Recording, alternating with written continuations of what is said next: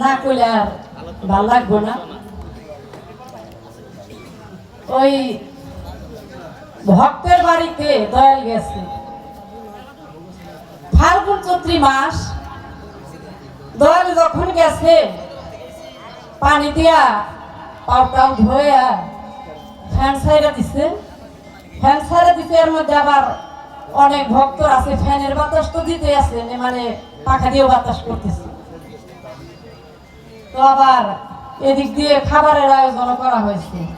যা হোক দয়ালকে পাউটাও ধোয়ালো, খাওয়ার আগে পুকুরের ঠান্ডা পানি দিয়া দয়ালকে গোসল আসল করাইলো। পরক্ষণে দয়ালকে সামনে সুন্দর করে আসন পেতে দিয়ে সেখানে অনেক রকমের খানা দয়ালের জন্য হাজির করছে। তো ওই সব মানে ভক্তদের মাঝে একজনের ভক্ত হয় নাই, সে আবার লক্ষ্য করে দেখছে যে দয়ালের কিভাবে ভজন সাধন করতে হয়। তো দেখে আবার ওই লোকটা খুব ভালো লাগছে। যাহারে একজন মানুষকে আসার সঙ্গে সঙ্গে হাত পাও ধুইয়া দিল, শরবত টরবত খাওয়াইলো, আবার গোসল আসল করে কি সুন্দর তার সামনে মানে সেবা দিল। উপরে ফ্যান করতেছে, কেউ বা পাখা দিয়ে বাতাস করতেছে। জীবনে তো অনেক সময় পার করে দিছি, তার একটা মুর্শিদের কাছে আমিও যাই, আমিও মুর্শিদের সেবা করি ওদের মতো। তোর মনেও সাথ যাচ্ছে, ও গিয়া মুরিদ হইছে, মুরিদ হইছে তো হইছে একবারে ভরা পৌষ মাসে, পৌষ মাঘ মাস একবারে শীতকালে কয় বাবা। তো দয়াল রে বলে আসছে, দয়াল আপনি আমার বাড়িতে একটু যাবেন, আমি আপনার সেবা করবো। দয়ালে খুশি হয়ে গেছে। তো দয়ালে যাওয়ার সাথে সাথে ওই যে ওর মনে রাখছে যে কি করতে হয়। দয়ালে যাওয়ার সাথে সাথে টুল একখানে ভালাইয়া সুন্দর করে পাউটাও ধুয়ে দিচ্ছে, কিছু শরবত ঠান্ডা কিছু শরবত দয়ালকে দিছে, দয়ালে খাইছে। তারপর মনে মনে ভাবে যে দয়ালকে যে দুপুর বেলায় খাবার দিব তার আগে তো একটু গোসল করাইতে হবে। দয়ালকে ওই পুকুর পাড়ে নিয়ে গেছে, টাগইয়ের যে ঠান্ডা পানি বাবা বুঝেন তো ঠেলা, হ্যাঁ কচুরি পানা ভর্তি ওই পাগারের পরে নিয়ে গিয়া ঠান্ডা পানিতে এমন মানে গোসল করাইছে, মানে দয়ালের তো একেবারে হ্যাঁ এমন অবস্থা। হাত মুখ মুছাইয়া নিয়ে গেছে কোথায়, ফ্যানের নিচে। আবার তারও ভাঙ্গিলে কয় আয় তাড়াতাড়ি আয়, এনে তো আমি আর তুই ছাড়া কেউ নাই, দয়ালে বাতাস কর, ভীষণ পাখানি হাতে। উপরে ফ্যান ঘুরে আবার এই যে পাখা দিয়ে বাতাস করে, তাইলে বুঝেন ঠেলা দয়ালের কি অবস্থা। হ্যাঁ তো এমন অবস্থায় দয়াল খানা আর খাইব কি বাবা। ওই খানাটা না আনার জন্য ভিতর বাড়ি গেছে, আইসা দেখে দয়াল তো একবারে মানে শক্ত হয়ে গেছে, লড়ে চলে না, লড়ে চলে না। এখন ভক্ত তো মানেই হয়ে গেছে, কে রে দয়াল এত সেবা যত্ন করলাম, এখন খানা খাবো, এই সময় দয়াল লড়াচড়া করে না, কারণ কি? এখন যে তার যে স্ত্রী সে বলতেছে এই যে দয়াল তোমার ওই নাই। এখন এই দৃশ্য দেখে পাড়া প্রতিবেশী জুটছে। এখন পাড়া প্রতিবেশী জুইটা দেয় কি মানে পিসাব তো একবারে শেষ। পাড়া প্রতিবেশী কানাকানি করে, ওই কানাকানি শুই না ওই ভক্ত কইতাছে আরে তোমরা কানাকানি কইরো না, ভক্ত আমি ঠিকই আছিলাম, আসলে গুরু হইল ভজনে টিকলো না, গুরুই ভজনে টিকলো না, দোষ আমার না। আজকে আমার দয়ালের কাছে জিজ্ঞাসা করছিলাম অনেক কিছুই, তো এও কথা জিজ্ঞাসা করছিলাম যারা বায়াত হইব না জীবনে প্রতিজ্ঞা কইরা বইছে তারা জানি বায়াত হয়, এই সম্পর্কে আপনি কিছু আলোচনা রাখবেন কি বাজান বলছিলাম না। আর যারা বায়াত হয় নাই হইব হইব কইল অথবা তারা মারা গেল হইতে পারলো না, তাদের পরিস্থিতিটা কেমন হবে, তাদের স্থানটা কোথায় হবে, এই যে আলোচনাগুলো রাখছিলাম। তো আমার গানের মধ্যে অনেক কথা বলছি, তো এই জায়গায় আমার দয়াল আমার একটা কথা বলছে যে মানুষ রতন করো তারে যতন যদি মনে চায়। আচ্ছা গানের মধ্যে কবি এই কথা লিখছে, ঠিক আছে। আবার কবি এও কথা লিখছে আগে জ্ঞান দিয়ে আমার বাধ্য করো বাদে তোমার যে ছয়জন জ্ঞান দিয়া মনকে বাধ্য করো। ওই মন দিয়ে যদি তোমার গুরু ভজন করো, ওই ভজন হবে না। মনটাকে আগে জ্ঞান দিয়ে বাধ্য করতে হবে। এজন্যই আমার ভিতরে আল্লাহ জ্ঞান, মন, বিবেক দিয়েছে। আমি যদি মন দিয়ে ভজন করি হবে বাবা, কাল কিয়ামত পর্যন্ত আমার গুরু ভজন হবে না। তাহলে কি বলেছে, মন বাবু আর জ্ঞান মহাজন, চেয়ারম্যান পদপ্রার্থী দুইজন। এখন মন বাবুকে যদি আমি চেয়ারম্যান বানাই, আমার দেহের অবস্থা হবে কি বাবা? হ্যাঁ, সকালে অকাল হইতে আর দেরি হবে না। তার কারণ আমার মধ্যে 6 ঋতু বাস করে, কাম, ক্রোধ, লোভ, মোহ, মদ, মাৎসর্য। তাদের উত্তেজনা আমার দেহটা সকালেই অকাল হয়ে যাবে। তাই তো কবি বলেছে, জ্ঞান দিয়া মনকে আগে বাধ্য করো। তাই সুরজন হস্তান্তর করে যে জ্ঞান ভোট দিয়েছে জ্ঞান বাবুরে, তার মন বেটা পালাবে ডরে, এই দেহ রাজ্যে চলবে সুবিচার। দয়া, আপনি তো অনেক কথাই বললেন, তা তো আমারও ভালো লাগছে, কিন্তু এই সমস্ত আলোচনার ধারে কাছে আপনি আসলেন না, এই দুঃখটা থর জায়গা না। ভালোই ভালো, তবে তার গানের মধ্যে একটা কথা আমার জানার বিষয়, এই যে নদীতে অঘাত পানি, ওই নদীতে নাকি, ওই নদীর পানি দিয়ে নাকি অজু করলে জীবনে অজু ভাঙে না। বলছে না গানের মধ্যে কথাটা? আমরা দেখা যায় নামাজ পড়তে গেলেই মানে এরকম ওরকম হয়, দৌড়াইয়া গিয়ে আবার অজু করি। তো দয়াল, এই যে কথাটা, যে নদীতে অঘাত পানি, এই নদীটা আমার এই দেহের মধ্যে কোথায়, আর আমি কিভাবে অজু করব? পানি তো লাগবে নাকি? অঘাত পানি আছে এটা জানলাম, কিন্তু কিভাবে আমি অজু করব, তার পানিটা কিভাবে আমার দেহ থেকে আমি কিভাবে অজু করব, তার নিয়ম নীতিটা কি, এই নদীটা কোথায়? ছোট্ট করে আমি আমার দয়ালের কাছে এই কথাটা রাখলাম। তো যাক, এবার মৌখিক ভাবে কিছু রাখবো না বাবা, গানের মধ্যে কিছু জিজ্ঞাসা করি, যদি দয়ালের কৃপা হয়। তবে আরেকটা বিষয় বাবা, শিষ্য সেবক বালক তারপর হয় ভক্ত, কিন্তু আজকে খেয়াল করতে হবে, পালাটা দেওয়া হয়েছে আমাকে শিষ্য। কি বাজান? শিষ্য। শিষ্য এজন্যই আমি এখান থেকেও প্রশ্ন করতে পারবো, ওখান থেকে সব জায়গায় থেকে আমি প্রশ্ন করতে পারবো। আমি হলো শিষ্য। আমি কর্ম করতে করতে করতে করতে করতে কোনো এক সময় সেবক হবো। কি বাবা? হ্যাঁ, গুরু দাসী রূপে আমি আমার গুরুর ভজন করব। শিষ্য সেবক যখন হয়ে যাব, তখন আমি বালকে পরিণত হব, এবং বালকে হয়ে যখন আমার কর্ম পরিশুদ্ধ হয়ে যাবে, আমি হয়ে যাব ভক্ত। ভক্ত হলেই হবে না, সেখানেও আমার কর্ম আছে। তাই এবার আমি একটা গান আমি আমার দয়ালের কাছে রাখি। ধন্যবাদ সবাইকে।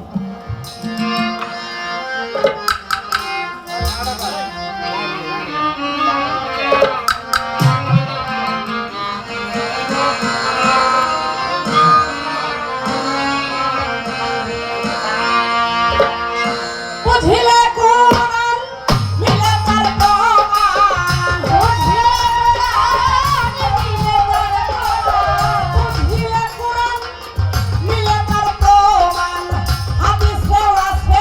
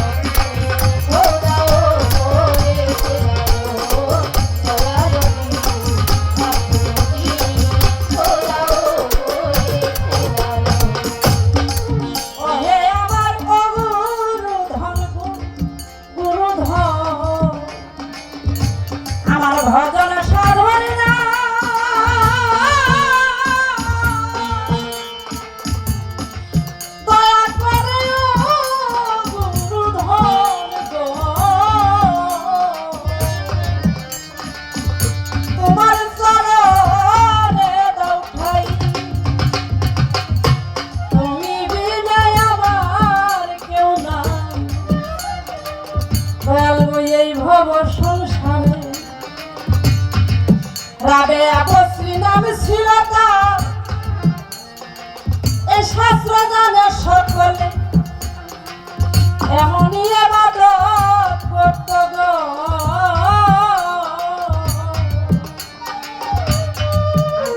আমরা শনিবারে জীবনে রাবেয়া বশ্রী দিয়া বসে নাই ঘর সংসার বাড়ি গাড়ি গো চাইল না সংসারে দিনে রাত্রি শুধু মাওলার ইবাদত করে এত ইবাদত দেখায় আমার মাওলা আপনার সাইকি প্রিয়া স্বয়ং হাজির হইয়া জিজ্ঞাস করে বলো না রাবেয়া বলতেছি ডাকিয়া রাবেয়া এই যে তুমি এত ইবাদত করো তুমি যে এত ইবাদত করো আমার বেহেশতের আশায় রাবেয়া বশ্রী বলে মাওলা তোমার বেহেশতের আশায় আমি ইবাদত করি না তাহলে দুজকের ভয় বলে হে মাওলা আমি যদি দুজকের ভয়ে ইবাদত করে থাকি আমার ইবাদত যদি দুজকের ভয়ের কারণে হয় তুমি সবচাইতে কঠিন দুজক আমি দুজকের মধ্যে তুমি আমাকে নিক্ষেপ করো আমি রাবেয়া বশ্রী জ্বলে পুরে আঙ্গার হয়ে যাব আমি সেখানেও তোমারই ইবাদত করব মাওলা বলে রাবেয়া তুমি বেহেশতের আশা করো না দুজককে ভয় করো না তাহলে কিসের আশা ইবাদত করো সেদিন রাবেয়া বশ্রী চোখের পানি ছেড়ে দিয়ে বলেছিল মাওলা চাই না টাকা চাই না করি মাওলা বলতেছি তোমারে তোমার কাছে পাইলে আমার সকল ঝরে ঝরে আমি তোমায় পাইলে সবই পাবো তোমায় পাইলে সবই পাবো আমার কুলমান দিয়া জীবনে কালো সাপ তোমায় পাইলে সবই পাবো আমার কুলমান দিয়া জীবনে তোমায় পাইলে সবই পাবো ভক্ত এমনই হয়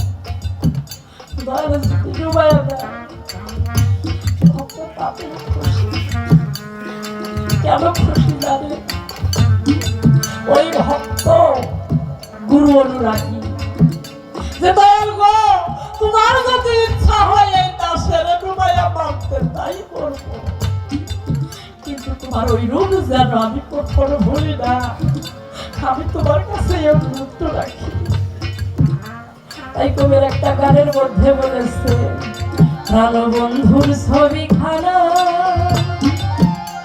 সঙ্গে দিতে ভুল তুমি যতন করে তোমার বাক্সে ভরে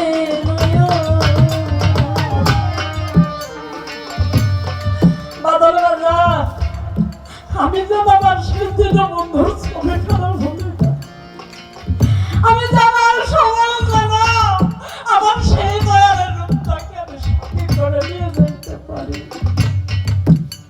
তাই কবি কি বলেছে যদি দুঃখ